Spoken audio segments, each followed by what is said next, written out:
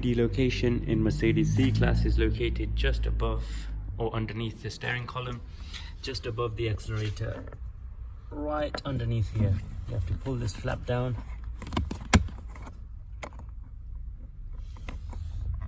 and there's the access to this.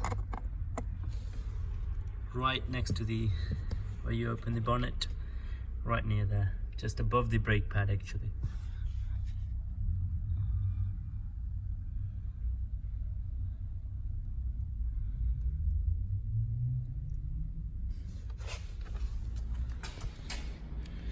Hope this is helpful.